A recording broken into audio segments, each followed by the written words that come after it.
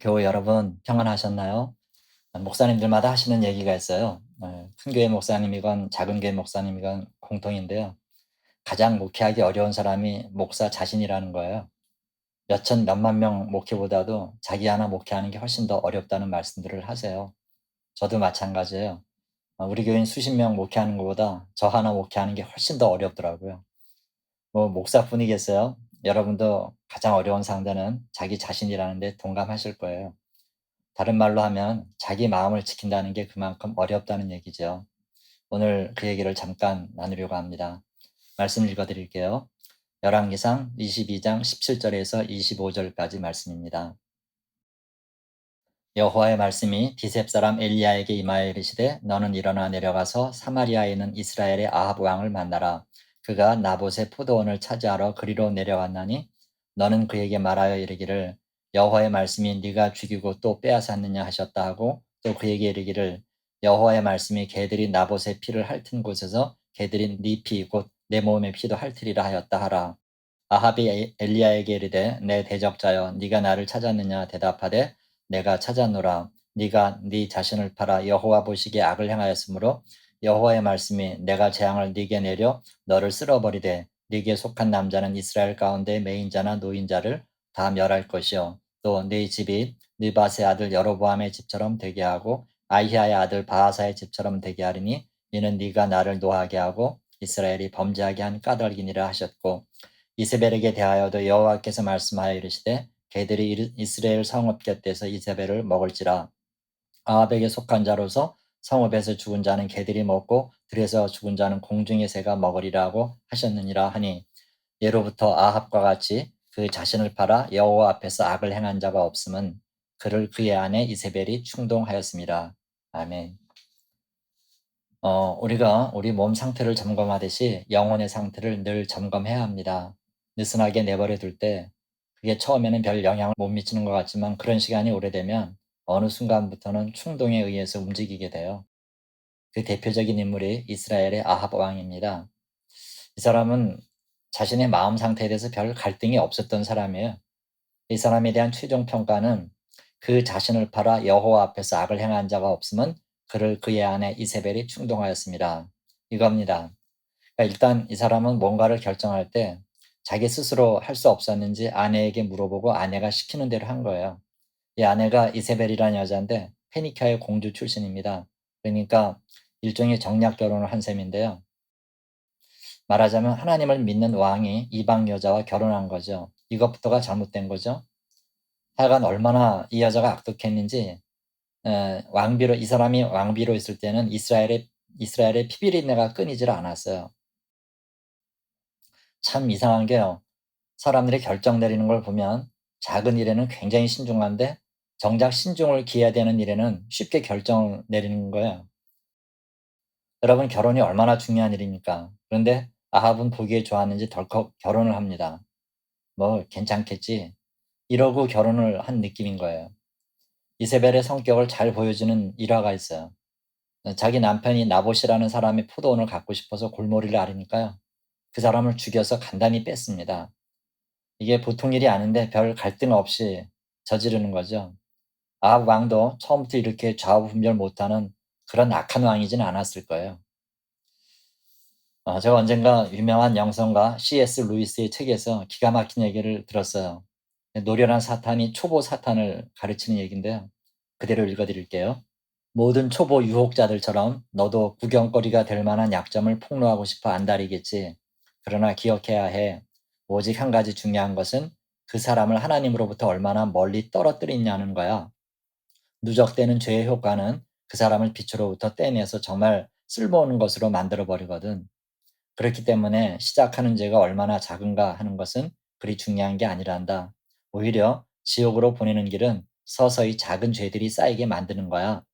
갑작스런 커브길도 없고 거리 표지판도 없고 이정표도 없는 완만한 경사로이자 부드러운 길이란다. 여러분 얼마나 부드럽습니까? 갑작스런 커브길도 이정표도 없는 완만한 경사로가 사람을 지옥으로 빠뜨린다는 거예요. 기가 막힌 작전이죠. 우리가 이런 작전에 빠지지 않기 위해서는 아주 작은 유혹으로부터 우리를 지켜야 합니다. 큰 죄든 작은 죄든 그게 중요한 게 아니라 계속 죄가 누적되는 게 문제라고 얘기하죠. 아합 왕도 보면 오늘 고참 마귀가 얘기한 대로 죄가 차곡차곡 쌓여가더라고요. 절대 처음부터 이렇지 않았어요. 이 누적되는 힘이 얼마나 큰지를 제가 실감한 적이 있습니다. 제가 오래전에 이태리의 대리석 산지로 유명한 까라라에 갔을 때 거기 목사님께 궁금한 게 있어서 여쭤봤어요. 이 기원전부터 로마는 대리석으로 건물을 지었잖아요. 근데 그 엄청난 규모의 대리석을 어떻게 운반하는지 그것도 보통 일이 아니지만 이런 집채만한 대리석을 캘 때 도대체 어떻게 캐는지 그게 정말 궁금했어요. 물론 뭐 지금이야 좋은 기계가 나와서 어렵지 않게 절단을 하지만 고대에는 어떻게 했는지 궁금하더라고요. 다른 거 아니더라고요. 우리가 큰 얼음을 깰 때하고 비슷하더라고요. 캐고 싶은 대리석과 바위 사이에다가 조그만 틈을 낸대요. 그리고 거기다가 물을 계속 붓는대요. 그러면 그게 처음엔 틈이었다가 구멍이 되고 그 구멍에 계속 물을 부으면 결국은 제 아무리 큰 대리석이라도 떨어져 나간다는 거예요. 대단하죠? 참 얼마나 같은 일을 많이 반복해야 될지 그 노력을 생각하면 숙연해지더라고요. 근데 이건 창조적이고 생산적인 일이지만요. 나쁜 일도 결국 과정은 마찬가지라는 생각이 드는 거예요. 큰 죄에 빠지는 것도 이런 과정을 거쳐서 되는 게 아닐까 싶어요. 계속 반복하고 누적되다 보면 전에는 엄두도 못 냈던 큰 죄라도 간단히 저지르지 않겠어요? 조그만 유혹, 작은 죄를 조심하시기 바랍니다. 그리고 그런 것들이 쌓이지 않도록 아무리 연약하시더라도 한두 번으로 끝냈으면 좋겠어요. 우리 영혼을 지키기 위해서 가져야 될 또 한 가지 태도는요. 내 영향력을 절대 과소평가하지 말아야 한다는 거예요. 아합 왕이 여호와 보시기에 악한 것이 단지 자기만으로 끝나는 거라면 별 문제 없어요. 하나님이 아합 왕을 심판하신 이유가 22절 끝에 나오는데요. 이는 네가 나를 노하게 하고 이스라엘을 범죄하게 한 까닭이니라. 이러셨어요. 그러니까 자기만 죄 짓는 걸로 끝나지 않고 백성들까지 죄를 짓게 한 그 책임이 무겁다는 거예요. 여러분 생각해 보시죠. 백성들이 이런 무시무시한 왕한테 뭘 배우겠어요? 그대로 따라하는 거예요. 죄 짓는 걸 우습게 생각합니다. 남의 거라도 죽이고 뺏으면 돼요. 꽁 잡는 게 매예요. 힘만 있으면 다 용서가 됩니다. 안 되죠? 여러분들은 다 목사님, 어머니, 선생님, 아버지, 권사, 장로 등등 모두 다 나름 리더들이세요. 영향력 있는 분들이라는 거예요. 이걸 절대 과소평가하면 안 됩니다. 특별히 여러분이 기도 많이 하실 게 여러분의 담임 목사님 위해서요. 목사 하나 깨트리면 교회 무너지는 건 금방입니다. 다른 위치도 마찬가지예요. 결코 여러분 자신으로 끝나지 않습니다. 결국 이런 결정들은 참혹한 결과를 가져오게 됩니다. 그래서 항상 어떤 결정을 하실 때 생각하셔야 돼요. 결과 없는 결정은 없다는 거요. 제 아무리 작은 결정이라도 거기엔 결과가 따르게 돼요. 아합 왕의 이 잘못된 선택에는 오늘 읽어드린 대로 끔찍한 심판이 기다리고 있었습니다. 자신을 향해서 경계를 느슨히 한 결과예요. 자신을 악마에게 팔아버리는 건 쉬울지 몰라도 그 결과는 감당하기 어려울 만큼 심각합니다. 다시 한번 기억하시기 바랍니다. 나 자신을 지켜야 됩니다. 자신을 지키지 못하면 순식간에 올 재난을 막을 길이 없어요. 오늘 월요일이라 희망적이고 복된 말씀을 드려야 옳지만 사실 우리는 성공보다 실패에서 더 많이 배우기 때문에 아합 왕의 사례를 말씀드렸습니다. 아합 왕이 한 일을 거꾸로만 하면 복이 되겠죠? 늘 조그만 죄와 유혹을 경계하시기 바랍니다. 특히 작은 죄처럼 보여도 누적되도록 두지 마세요. 계속되다 보면 어느 순간부터는 결정을 내릴 때 충동적으로 하게 돼요. 그때부터는 날개 없이 추락하게 됩니다. 그리고 자신의 영향력을 절대 과소평가하지 마시고요. 자기 자신을 꼭 지키세요. 특별히 완만하고 부드러운 경사로를 조심하시기 바랍니다. 마귀는 큰 틈을 노리지 않아요. 조그만 틈을 노려서 죄를 누적시켜요. 여러분, 이 작전에 말려들지 않으려면 한 가지밖에 없죠. 기도와 말씀으로 무장하시기 바랍니다. 무엇보다도 성령 충만을 구하세요.